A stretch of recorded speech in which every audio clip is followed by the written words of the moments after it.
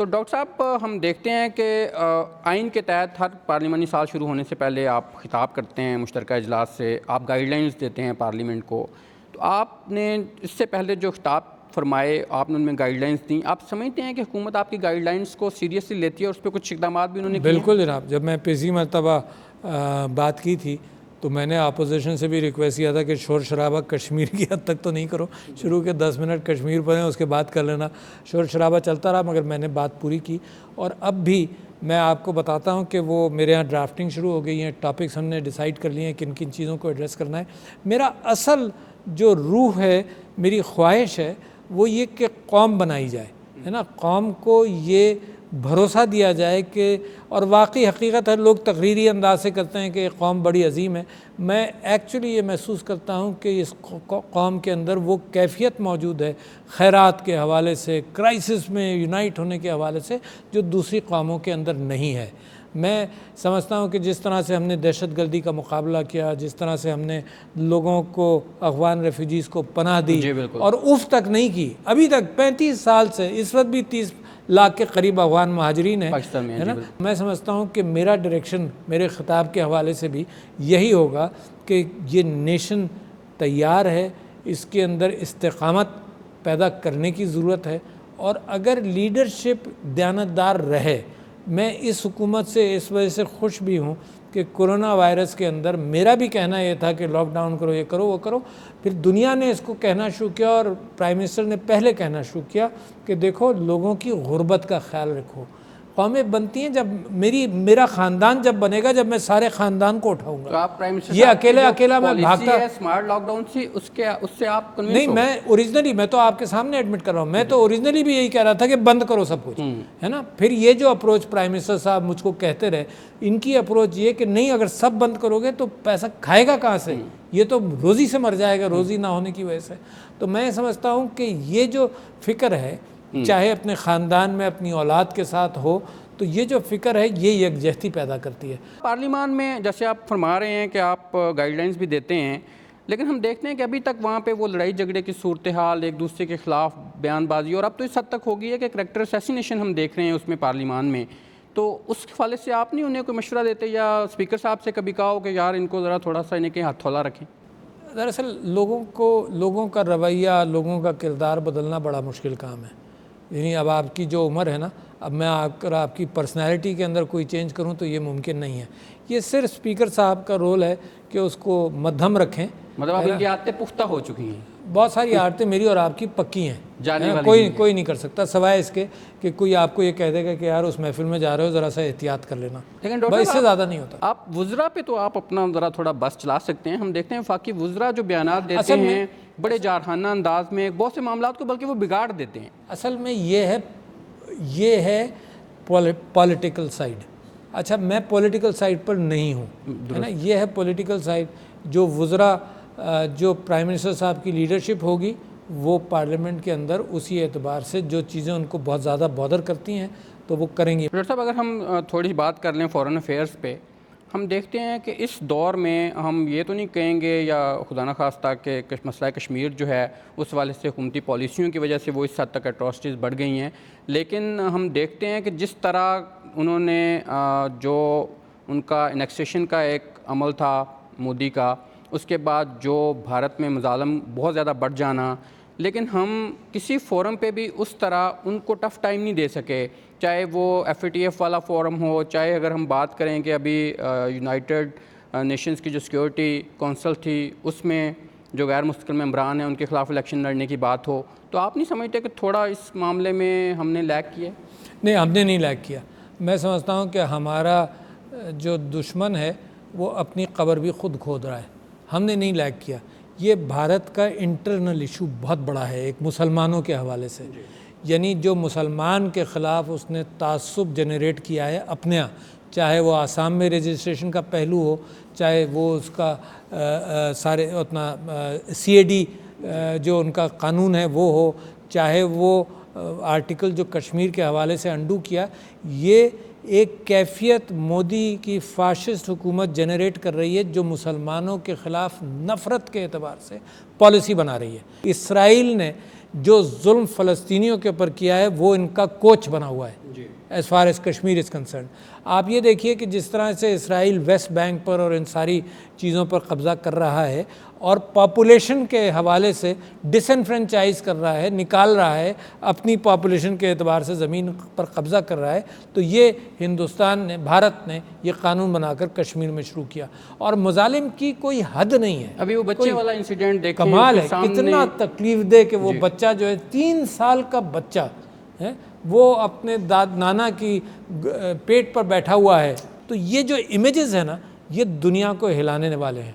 तो मैं ये समझता हूँ कि पाकिस्तान का जो रोल है, पाकिस्तान ने ये तय किया है कि इमरान खान साहब ने, प्राइम मिनिस्टर ने, कि वो एम्बेसडर बने रहेंगे और इन्होंने जो तकरीर की उसके एतबार से जो सिक्योरिटी काउंसिल में 3 मरतबा डिस्कशन हो गया कश्मीर के हवाले से, जो आज तक नहीं हुआ था। दुनिया को होश में आना पड़ेगा, वरना ये फाशिज़म जिस अंदाज से बढ़ता है तो इसी के बाद जेनोसाइड होता है। पहले ये आइसोलेट होती हैं कम्युनिटियाँ, फिर कम्युनिटियों के ख़िलाफ़ नफ़रत पैदा की जाती है, फिर उनको मारा जाता है। तो वापस अगर हम पाकिस्तान की सियासत पे बात करें और पार्लियामान के हवाले से जो आपका रोल है, ऑर्डिनेंसेस बहुत ज़्यादा, ये भी आप पे क्रिटिसिज्म किया जाता है कि आपके दौर में 22 माह में जो है तकरीबन 31 ऑर्डिनेंसेस आपने जारी किए, जबकि दूसरी तरफ अगर हम देखें तो कौमी असम्बली में 32 बिल पास किए गए और जबकि वो जो वहाँ पे एक्ट ऑफ पार्लियामेंट बने हैं वो सिर्फ 24 हैं। इस हुकूमत में ऑर्डिनेंस की तादाद का बहुत कम रही है कंपेयर टू उन हुकूमतों में जिसमें इसकी तादाद 50-55 के करीब रही है एक साल में, है ना। तो ये तो बहुत कम रही है। मैं समझता हूँ कि इसका भी पार्लियामेंट को ज़िम्मेदारी उठानी चाहिए। क्यों कि जब ये कोई बिल के ऊपर पास करने के लिए तैयार नहीं, क्योंकि आप जानते हैं नंबर सी बात है ना कि सेनेट के अंदर इस हुकूमत के नंबर कम है, सेनेट उन बिल्स को डिफीट करती है। कोऑपरेट करें तो ऑर्डिनेंसेस नहीं होंगे। ऑर्डिनेंसेस बजाते खुद एक वो कैफियत है जो आइन ने स्टीम निकालने के लिए दी हुई है कि भाई कानून तो बनना है, या तो पार्लियामेंट में बनाओ या ऑर्डिनेंस में बनाओ। तो ऑर्डिनेंस में कोई बुराई नहीं है, मगर बेहतर ये है कि पार्लियामेंट में बिल पास प्ले करे, अपना रोल प्ले करे। अब पार्लियामेंट अपना रोल नहीं प्ले करे और फिर क्रिटिसाइज करे कि ऑर्डिनेंस क्यों निकालते हो। काम नहीं रुक सकता, लिहाजा काम नहीं रुक सकता, लिहाजा ये तो बिल पास करो। बहुत सख्त ज़रूरत है बिल्स के हवाले से, बहुत सारे इश्यूज़ पेंडिंग हैं जिनको हैंडल करना चाहिए।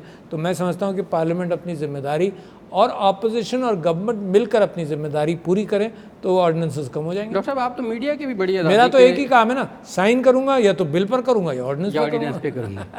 लेकिन डॉक्टर साहब, आप मीडिया की आज़ादी के भी बड़े दाई रहे हैं और पीटीआई की हुकूमत के बारे में तो कहा जाता है कि उसको हुकूमत में इस हद तक लाने में किरदार बहुत हद तक मीडिया का भी है।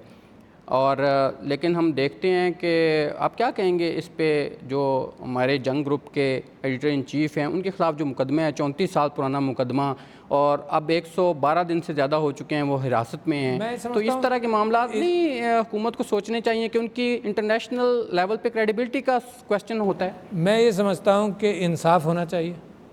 मैं ये समझता हूँ कि मीडिया के हवाले से मीडिया हमेशा पाकिस्तान के अंदर मेरी पार्टी के अंदर सन 2000 से शायद मैं मीडिया पर आ रहा था, जो पहला प्राइवेट टीवी चैनल था वहाँ से मैंने शुरू किया, या उससे पहले से भी मुसलसल मीडिया पर आता रहा हूँ। तो मीडिया ने अक्कासी ज़रूर की है कि लोगों को पता चलता रहे कि हो क्या रहा है। तो ये भी मैं समझता हूँ कि मैं इसके ऊपर कमेंट नहीं कर सकता क्योंकि ये मुकदमा अदालत में चल रहा है, मगर मैं समझता हूँ कि फेयरनेस होनी चाहिए, उसमें मुझे कोई डाउट नहीं है, फेयरनेस होनी चाहिए। एक बड़ा कंट्रोवर्शियल इशू बन गया जस्टिस काजी फाइज़ा के ख़िलाफ़ रेफरेंस आपने भेजा, यकीनन वो भी आपको एडवाइस आई और आपने उसके अकॉर्डिंग उसको भेज दिया, लेकिन उसमें आइन में ये भी प्रोविज़न है कि आप अगर समझें किसी जगह मुतमईन ना हो तो वो आप वापस भेज सकते हैं समरी 15 दिन के उसमें वक्फे में, और एक दफ़ा आप वापस भेज सकते हैं। तो क्या ये जो रेफरेंस वाली समरी थी ये आपने वापस भेजी थी या इस पर कोई कंसर्न शो किया है? मेरा इदारा जो है ना, आइन के तहत इसके पास कोई इन्वेस्टिगेटिव अथॉरिटी नहीं है, न इसका स्टाफ है मेरे पास। तो मैं तो अपने इदारों के साथ ही काम करता हूँ, यानी अगर कोई एफआईआर कटनी होगी तो पुलिस के पास ही भेजूंगा ना। मैं ये नहीं हो सकता कि प्रेसिडेंट ऑफिस जो है ना वो एफआईआर दर्ज कर रहा हो बैठकर। तो लिहाजा जो लीगल रिकोर्स है सारे का, जो आइन रिकोर्स देता है वही रिकोर्स हमने अपनाया।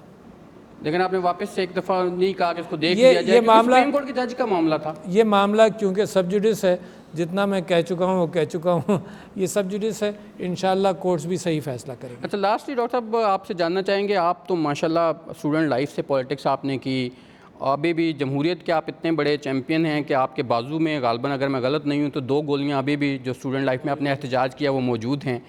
लेकिन जमहूरियत आप नहीं समझते कि जमहूरी निज़ाम हो और उसके अंदर टेक्नोक्रेट्स इतनी बड़ी तादाद में गवर्नमेंट में मौजूद हों, तो वो जमहूरियत को अंडरमाइन करना नहीं है? ये एक मिक्सचर है पाकिस्तान के अंदर, आइन बड़ा अच्छा मिक्सचर देता है। प्राइम मिनिस्टर को इजाज़त देता है एडवाइज़र्स की कि एडवाइज़र्स लगाओ, क्योंकि देखें जब मैं इलेक्ट हुआ ना तो ऐसे बहुत सारे, मेरी स्ट्रेंथ नीचे क्या थी, लोगों से रवाबित, मेरी स्ट्रेंथ लेजिस्लेशन शायद ना हो। तो 80% जो लोग आते हैं उनकी स्ट्रेंथ होती है कि अवाम की नफ्स पर उनका हाथ है, उनकी स्ट्रेंथ ये नहीं है कि कानून बनाओ। अच्छा, मगर पार्लियामेंट एक्सपेक्ट करता है कि कानून बनाओ। तो नतीजा क्या होता है कि जब पिछली असेंबली में था 2013 से 18 तक, तो एक्चुअली अगर आप 372 लोगों में जितने भी थे उसमें से अगर आप देखें तो एक्चुअली फिज़िकली लेजिस्लेटिव इंटरेस्ट जो होता था वो 40-50 लोगों का होता था, बाकियों का नहीं होता था। बाकियों का इंटरेस्ट ये होता था कि यार मेरे यहाँ जो है सही अफसर लग जाए, मेरी मर्ज़ी का आदमी लग जाए, ये होता था। तो ये जो आइन, ये मिक्सचर, ये फ्लेक्सिबिलिटी प्राइम मिनिस्टर को देता है, ये इस आइन की स्ट्रेंथ है कि वो टेक्नोक्रेट से भी मदद ले ले, अपनी काबीना में टेक्नोक्रेट्स को भी बिठाए और इलेक्टेड लोगों को भी बिठाए। तो I think this is not bad. Doctor साहब, अपोजिशन जो भी कुछ इंडिया ये दे रही है कि शायद वो अदम एतमाद की तहरीक स्पीकर साहब से वो शुरू करें। मेरा ख्याल से मैंने आपसे अर्ज़ किया ना कि कोरोना वायरस जब कम होगा तो अदम एतमाद पर भी गुफ्तगू होगी, -1 फार्मूले पर भी गुफ्तगू होगी, हर चीज़ पर होगी। रोज़ाना एक क्राइसिस, आपका काम है क्राइसिस क्रिएट करते रहना, और लोग जो हैं वो बैठकर टीवी पर ये देखते हैं, अच्छा अब ये हो गया, अब क्या होगा। तो नहीं, मैं नहीं समझता हूँ कि ऐसी कोई इसमें कोई स्ट्रेंथ है। लेकिन वो तो ये भी कह रहे हैं कि वज़ीर आज़म साहब को एतमाद का वोट देना चाहिए, लेकिन आपके नज़दीक वज़ीर आज़म साहब मुकम्मल इस वक्त पाकिस्तान का आइन कारकर्दगी पे आपको है, पाकिस्तान का आइन क्या कहता है? वज़ीर आज़म को एतमाद का वोट लेना चाहिए, या ये कि जो नो कॉन्फिडेंस लाना चाहते हैं वो लाएं। जी बिल्कुल, है ना। या पाकिस्तान वज़ीर आज़म के ऊपर एतमाद बजट में मिलता है, बड़ा क्लियर कट है कि बजट में अगर वज़ीर आज़म डिफीट होगा that will lose the confidence, वो बजट फिर पास हो गया। लेकिन 176 से 160 हो गए, और जो अपोज कर रहे थे वो कितने कम हुए? वो 119-38 कम हो गए, वो 38 कम हो गए ना। तो फिर प्रोपोर्शन वही है ना। 176 उधर 16 और आ जाते, इधर बाकी भी आ जाते तो नहीं होता। तो ये बजट इज़ द टाइम जहाँ इत्तेफाक होता है कि कुछ लोग नहीं आए, कुछ लोग आ गए। ये हमेशा जब प्राइम मिनिस्टर का इलेक्शन या प्रेसिडेंट का इलेक्शन होता है, जब पार्टिसिपेशन बहुत ज़्यादा होती है, बजट के अंदर ये ख्याल होता है कि यार ये पास हो ही जाएगा, तो लोग अपोज करने वाले भी ढीले पड़ जाते हैं। मगर देखो, अपोजिशन का काम है क्रिटिसाइज़ करते रहना, इसमें किसी को एतराज़ नहीं। क्वेश्चन बड़ा क्रिस्पी था कि आप पुरएतमाद हैं कि आपकी हुकूमत 5 साल पूरे करेगी? वाई नॉट, यानी मुझे तो कोई इस बात ही समझ में नहीं आती कि क्यों ना करे। इसको मैंडेट दिया है लोगों ने, and it should complete it's 5 years। बहुत शुक्रिया सदर मुमलिकत जनाब डॉक्टर आरिफ अलवी साहब। नाज़रीन, आपने वो तमाम यकीनन सवालात के जवाब जान दिए होंगे जो आपके जहनों में भी हैं। जियो पार्लियामेंट स्पेशल से अरशद वहीद चौधरी को प्रोडक्शन टीम के साथ इजाज़त दीजिए। अल्लाह हाफ़िज़।